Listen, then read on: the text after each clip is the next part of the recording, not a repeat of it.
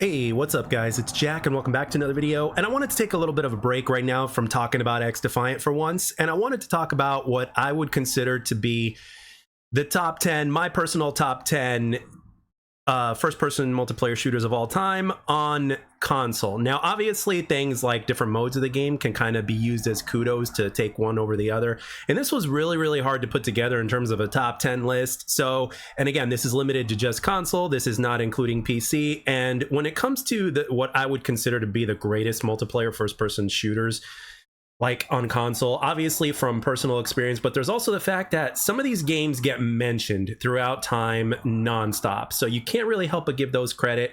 So without further ado, let's get started because this is going to be a longer video than usual. And I hope you guys have as much fun as I do with this list. Okay, so my number 10 goes to Battlefield 3. So Battlefield 3 allowed for a different kind of freedom in a multiplayer first-person shooter that others didn't, because back in the day it was all about COD versus Halo and all that stuff.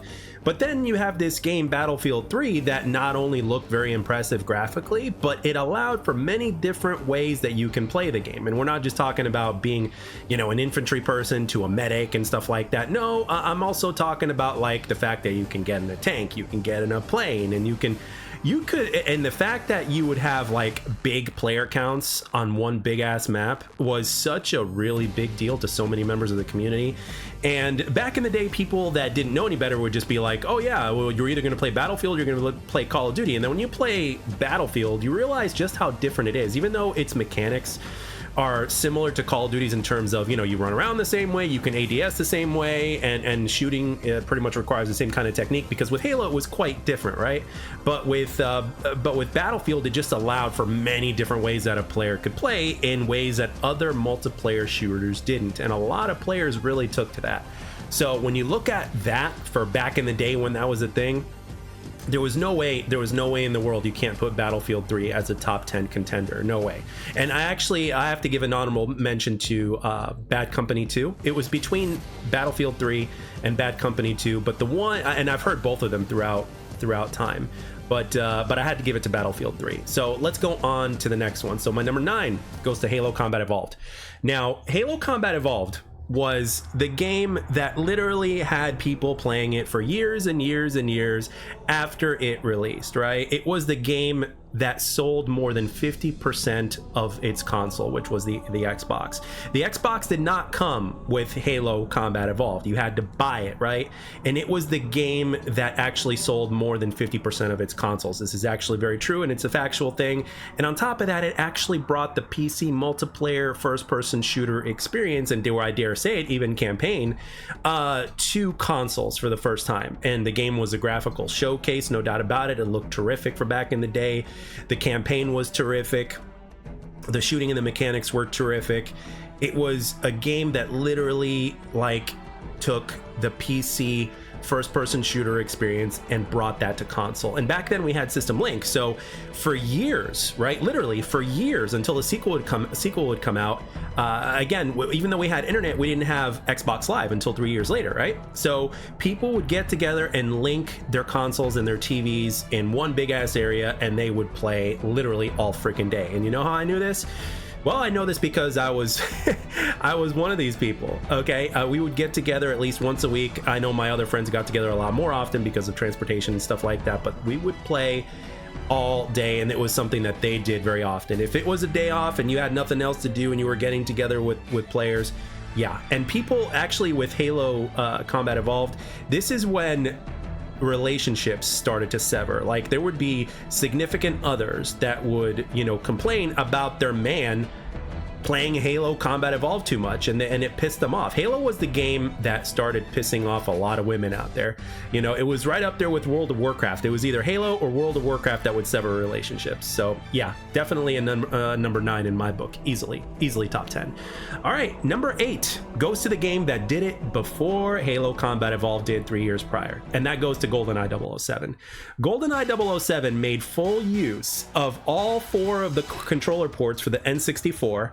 People would try to find the biggest screen TV that they could in the house. They would hook up their N64 to it, because remember, there was no System Link, you know, there was no online play. So people would try to find the biggest screen that they possibly could inside the house and play 4-player split screen multiplayer, like for hours and hours on end. Kids used to do this quite a lot. And quite frankly, because of the reputation of this, the word started spreading quickly, and there were a lot of kids out there that would get GoldenEye 007 for this reason alone. I remember even hearing a story, and I'm pretty sure this is true, to where like people would get like cardboard boxes. They would cut up cardboard boxes and kind of tape them to the TV screen so that way their friends wouldn't be looking at their screen to find them to where they are. It actually got to that point. It is nuts. GoldenEye 007 is an incredible achievement, and it is definitely worthy of a top 10 in my humble opinion. All right, number 7 goes to COD 4 Modern Warfare, the original COD 4. COD 4 was such a big deal, not only because it turned heads for when Halo was reigning supreme at the time, but it managed to do a couple of things. The first big thing that it did was that it was a multiplayer first-person shooter that allowed for 60 frames per second on console, which was something that also attracted the PC community as well, right? So with back then, with PC, especially back then, since it was even more rare than what it is today, PC players, the community for PC players wasn't nearly as large as it is today, right? So what happened was a lot of people actually ended up getting an Xbox 360 and a copy of COD 4 because it was a 60 frames per second multiplayer first-person shooter, and they were more than willing to play that game. But on top of that, for players that had never experienced 60 frames per second before, which was obviously the entirety of the console generation, got to experience that with COD 4. It was so much smoother, and on top of that, it rewarded you for going on streaks 3, 5, and 7. And there was prestige. You could customize your classes. You could do things in a way that you couldn't with Halo, right? There were no camos for weapons and stuff like that, so they had the gold guns. COD 4, despite the fact that it is so old now, COD 4 back in the day was beyond, it was ahead of its time because, again, of the whole 60 frames and for allowing things to do in-game for like customizing classes and stuff like that, and of course kills being more easily accessible and the different styles of play and the perks and stuff like that. Like it allowed for you to do very basic and simple things customization wise in-game that other first-person shooters at the time just did not allow for. Call of Duty 4 was the first to kind of break that, and then other multiplayer first-person shooters would eventually follow suit. So there's no way in the world COD 4 is not a top 10 greatest multiplayer first-person shooter of all time on console. No way. All right, going on to number 6.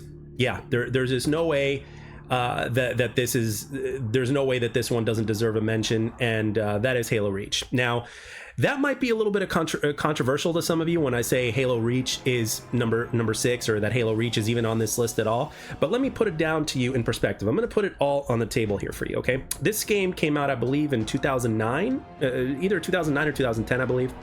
And Halo Reach had a shit ton of content and with so many different ways that you can play the game both online and offline. It had a progression system that was comparable to level 1000, and on top of that it had customizable things to where you can equip on your Spartan without having to pay a damn dime. It was all about grinding the game and to get that cosmetic for your Spartan to deck them out the way that you wanted. Halo Reach offered that. Not only that, it brought back Firefight, and it did it online. It gave you even more options, and there were commendations, aka challenges, like all of the things that Call of Duty, for instance, allowed you to do in terms of progression, like Prestige, for instance, or even customizing classes and stuff like that. Even though Halo Reach didn't really have customizable classes, it did have to where you can choose abilities. That was the niche of Halo 3, right? You could either have a jetpack, or you could have armor lock, which was really annoying, by the way.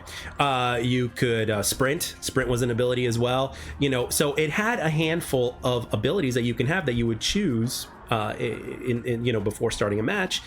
And it was something that back then was like a really welcome addition to Halo. It was something that kind of ended up being a little bit lukewarm because of some of the abilities, but for the most part, especially when introducing sprint into Halo for the first time, was a big deal for the Halo community. But then you would come to realize that, hey, this isn't as much of a big deal as you would think. And as a matter of fact, if anything, it kind of opened the Halo players' minds to like, yeah, you could actually make this work if you actually added in all these things. Halo Reach is the complete, it was Bungie's final Halo game, but it was a game that literally gave you everything. You had your campaign, you could do it split screen co-op and all that kind of stuff, right? You had your multiplayer, you had your firefight, you had your customization up the wazoo, like both online and offline. It was nuts. It even gave you a few flying missions and stuff like that on a few vehicles. One of them was in space, and then the other one was like, I think with something else. I don't remember. It's been a while since I played the campaign, but man, and it was great. You know, you got to, I mean, it was so awesome. You know, and the campaign story itself was great, but the multiplayer was also very solid.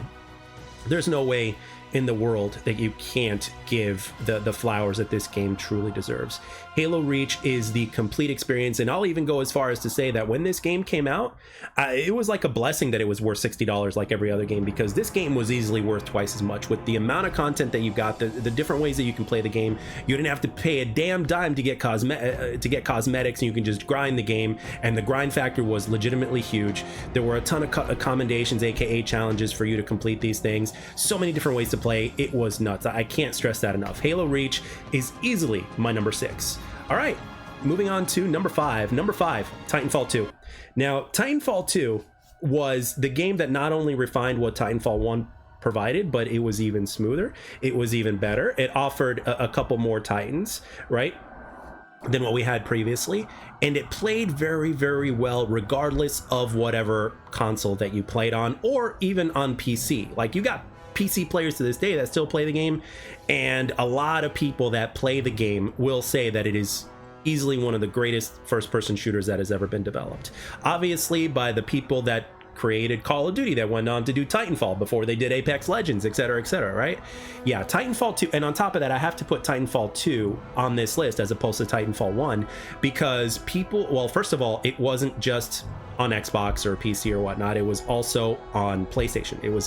It ended up being a third-party game, which is a great thing, right? More people had access to it. But on top of that, the campaign is said to be a game, the campaign of the game is said to have heart with a capital H. So when you put all that together, it really is the complete package. And the fact that the game just plays so smooth, the hit detection is great, the game modes are great, the Titans are great, the pilots are great. Like, every aspect of Titanfall 2 just really does scream casual multiplayer first-person shooter that could be played in literally 2 different ways within the game. If you didn't like being a pilot, no problem, get into a Titan. And not only that, they also had specific game modes to where you could just play as a Titan if you want. So depending on whatever game mode you decided to play, you were either playing, it felt like you were playing a completely different first-person shooter. And it was a game that actually managed to put bots in a few of its modes, like attrition, for instance. And for somebody who really doesn't like bots or whatnot, they actually worked really well within the game, and it actually gave you a reason to literally shoot at anything you see. Not just pilots and not just Titans, but like anything you see for extra points, and it really gave you a huge hint of dopamine. Titanfall 2 is literally, like, from a mechanic standpoint, it is one of the smoothest games one could ever play, regardless of whatever platform you play on. The hit registration is so smooth, the movement is so smooth, it rewards skill, but at the same time there's plenty out there for the casual to enjoy with the game. There's just no way you can't have fun with Titanfall 2. Easily a top 5 greatest console first-person shooter of all time, in my opinion. All right, number 4, Call of Duty Modern Warfare 2. Modern Warfare 2 was the game that literally made, this was before I even played Call of Duty, right? I remember looking on my Xbox Live's friends list, right, on the Xbox 360, and I literally saw every single person who was online playing Modern Warfare 2. Like, imagine scrolling down a list of, like, let's say 30 people, and every single one of them is playing Call of Duty Modern Warfare 2. You get into a party with your friends, and guess what? They're playing Modern Warfare 2, and they just can't get enough of it, right? Whether they're playing Spec Ops, whether they're playing a multiplayer, whatever it is. Like, Modern Warfare 2 was the game that took, like, the gaming industry by storm. COD 4 turned heads. Modern Warfare 2 is the type of tone that every single Call of Duty that would follow would follow. Let's put it that way. Like every single Call of Duty game that came after Modern Warfare 2 would follow the same exact tone that Modern Warfare 2 set. Modern Warfare 2 was a game that obviously has a lot of problems and a lot of cheesiness to it, but when you're talking about like how everything was overpowered, how you're talking about how just a glorious mess that game was, right? And I don't even consider it I don't like from a technical standpoint, you know, I wouldn't say, you know, Modern Warfare 2 is a top 5 COD from a technical standpoint, but from a fun standpoint and how much of a glorious mess it was, and obviously with the kind of impact it had in gaming in general, not just Call of Duty, there's just no way this is not a top 3 Call of Duty of all time, regardless of its problems, right? But yeah, for me to put this in a top 4 is very reasonable in my opinion. Modern Warfare 2 is a game that, despite its problems, absolutely positively deserves a top 10 greatest first-person shooter on console multiplayer ever, because it kept people up for time and time again. It became the next game that like took over from Halo. More people migrated from Halo and over to COD because it was just that much more accessible and that much more nuts, and it literally took the Call of Duty 4 formula and just beefed it up to 11 despite its problems. And unfortunately it never got patched up, but despite all that, it still managed to have the impact that it did. Modern Warfare 2, easily top 4 greatest of all time in my opinion. Next up, okay, now we're in the top 3, the top 3 bad boys of all time. And this one, the 3 and 2, I kept on going back and forth with, and I had to make a final decision. So my number 3 goes to Call of Duty Black Ops. The original Black Ops 1 literally, in a way, kind of added some balance into the Call of Duty formula, because Modern Warfare 2 did what Modern Warfare 2 did, and Black Ops 1 toned it down to where it wasn't like as nuts, because it's like, okay, you spawn in, you die immediately or due to some BS. I mean, sure, that still happened in Black Ops 1, but it wasn't nearly as prevalent. But Black Ops 1 had some of the best maps in Call of Duty history. Black Ops 1 had some of the best weapons in Call of Duty history. Black Ops 1 obviously had the zombies mode, had everything like that. Like Black Ops 1, as crazy as it sounds looking back at it now, tried to add balance into the Call of Duty formula. And when you look at the tone of Black Ops 1, despite the fact that it like obviously had hit registration issues and stuff like that, when you look at the entirety of what Black Ops 1 offered to the multiplayer first-person shooter space, it really is a big accomplishment, because, well, obviously the game sold more than any other Call of Duty, and I think that record still stands to this day. But even though that fact alone doesn't necessarily make for a top 10 greatest first-person shooter multiplayer on console of all time list, I will have to say that Call of Duty Black Ops 1 literally was, how do I put this? It was like the perfect balance of your everything that can go nuts in a multiplayer first-person shooter, but dialed down in a way that never took the fun out of the game. It actually enhanced the fun because it wasn't nuts, right? And obviously, you know, other people preferred Modern Warfare 2 over Black Ops 1, but you really can't deny that Black Ops 1 actually kind of opened people's eyes to, you know what, if they were to make a couple of different changes here and there and stuff like that, it's like, yeah, this game can actually be a true competitive first-person shooter if they actually did it right. And let's not mention that Black Ops 1 had arguably one of the best campaigns in you know, if not the best campaign out of all the classic Call of Duty games. And back then, all the campaigns were very solid. But when you look at Black Ops 1, oh man, the numbers, Mason, what do they mean? You know, what are the numbers? You know, I mean, Black Ops 1's campaign was so solid, and there's just no way that you can introduce a person to Call of Duty and for them to not like this game. Everything was solid about it. Campaign, zombies, multiplayer, you know, the fictional story within what was going on and stuff like that was just truly terrific. There's just no way that you can't love Black Ops 1. And it was also a game that favored the casual side compared to competitive. So with that being said, yeah, top 3 on console, in my humble opinion, easily. All right, next up, for number 2, I had to give it to Black Ops 2. I have to give it to Black Ops 2 because Black Ops 2 did a couple of things that made me push it to number 2 as opposed to number 3, and I'm going to tell you what those 2 things are. And first of all, it kept a lot of what made Black Ops 1 so great, right? You had the 3-lane maps, and Black Ops 2 obviously had a ton of really good 3-lane maps, just like Black Ops 1 did. It provided a little bit more balance in terms of how the perks work. It introduced the pick 10 system, which was huge back then, right? The streaks in Call of Duty Black Ops 2 were some of the best that were ever on offer in any Call of Duty game. It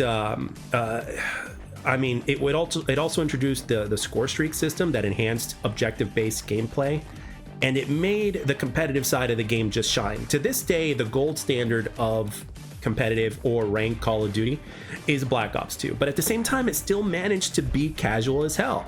I mean, some of the competitiveness did kind of leak over into the regular pub side of multiplayer, but not enough to ruin the experience. It was like a really, really good balance. Now, don't get me wrong, Black Ops 2 does have its fair share of problems, like every other first-person shooter out there. And one more thing that I gotta give its flowers to is that it gave campaign multiple endings, right? So you had a reason to go back and play campaign again and to make different decisions, so that way you can find out what the different, like how the story would change. And there were three, I think there were three different endings for the game. And the fact that it took place obviously many years in the year 2025, which is actually going to be next year, go figure, it was something that kind of added to it. And Black Ops 2 was literally something that that made the Call of Duty Black Ops community specifically, it made their dreams come true, because all of the stuff that they asked for from Black Ops 1 over to Black Ops 2 was granted. Like, for instance, Last Stand was no longer a thing, you know what I mean? As well as some balancing issues and stuff like that. And to some degree, it actually kind of made the game a little bit annoying, particularly in the sniper department, because in Black Ops 1, a lot of players were pissed off that they couldn't, quick scope like super fast and stuff like that. Well, in Black Ops 2, their wishes were granted. I mean, granted, they got a little bit of a nerf, but and then the Black Ops sniping community was pissed off about that. But despite all that, when you look at the transition from Black Ops 1 to Black Ops 2, it really was innovative. Call of Duty Black Ops 2 to me represents peak classic Call of Duty, right? Compared to today's Call of Duty games, or the Call of Duty games that would come a few years after, like a Black Ops 3 or a Black Ops 4, or some of the jetpack games or whatnot, or even World War II, Black Ops 2 is obviously a little bit slower because of how it was. But when you're looking at classic COD, it was fast-paced back then, but it was truly innovative with everything that it did that I previously mentioned. And it really dialed everything up to 11, while simultaneously trying to add a certain level of balance into the game. And let's not mention the fact that it was also very vibrant. You can see your targets very well. The color scheme was great. The game literally was the total package, man. And that's why I prefer Call of Duty Black Ops 2 to easily be a top 3 multiplayer first-person shooter on console of all time. Number 1 literally needs no introduction, in my opinion. You can argue with me all you want, which is perfectly fine, but number 1 goes to Halo 2. And if you were around when Halo 2 came out, which was on the same day that Xbox Live literally went live 20 years ago, people that you had no idea that were gamers came out of the closet because of Halo 2.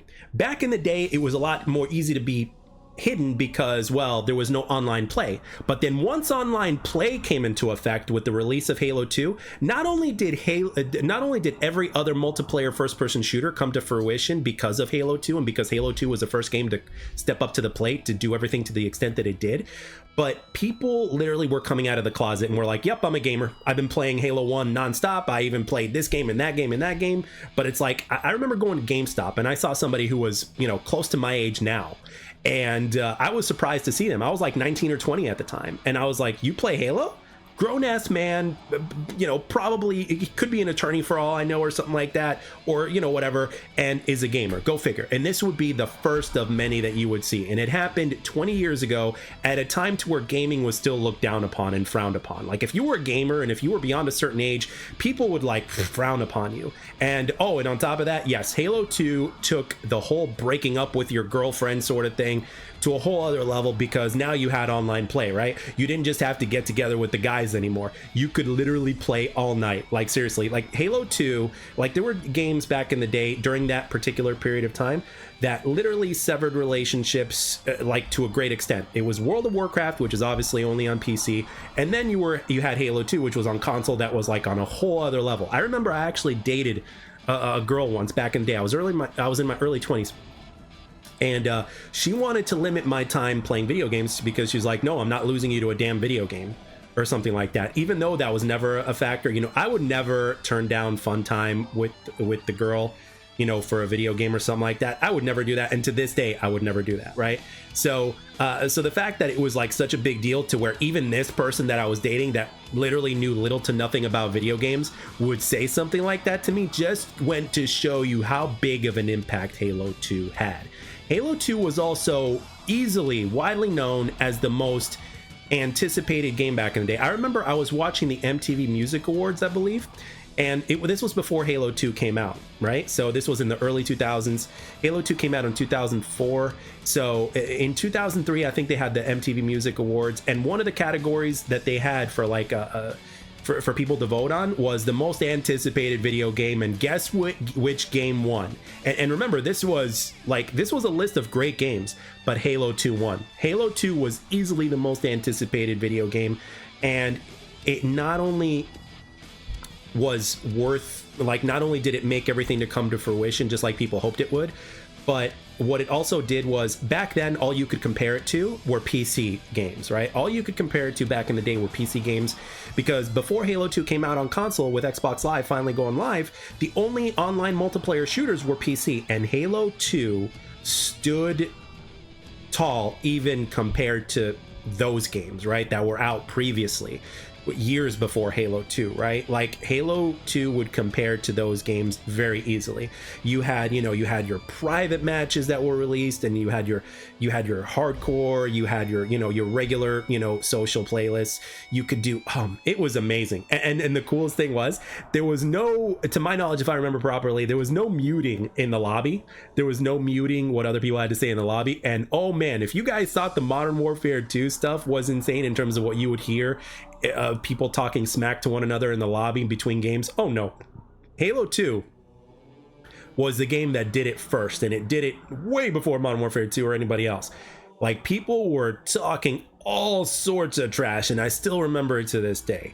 And yeah, Halo 2 is absolutely great, and I wish that everybody that was listening to this commentary could have been around when that game was around, because it was that type of game to where you had to be there to truly understand the kind of impact that this game had. Multiplayer gaming on console wouldn't be quite to where it is today without Halo 2, because Halo 2 was the first one to step to the plate. And when you look at some of these other games that I put on this list, when you look at, for instance, GoldenEye 007 and Halo Combat Evolved, for instance, Halo Combat Evolved wouldn't be where it was for GoldenEye 007. Okay, so when you look at it, GoldenEye 007, compared to some of these other games, was the precursor to everything that would follow. And it really is amazing that when Halo 2 finally came out, it accomplished everything that we as a fan base would hoped it would be. And when you talk about insane amounts of games that would be played, and the competitive scene starting to be born around Halo 2 was just absolutely amazing. Competitive gaming, online multiplayer gaming on console, and all that kind of stuff would not be where it is if it wasn't for Halo 2. And that is why Halo 2 is my #1 greatest first-person multiplayer shooter on console of all time. So without further ado, guys, let me know in the comment section what you guys think. And as always, I hope you enjoyed this video, and I thank you all for taking the time to watch and or listen. Hope you enjoyed it, and I'll catch you guys on the next one.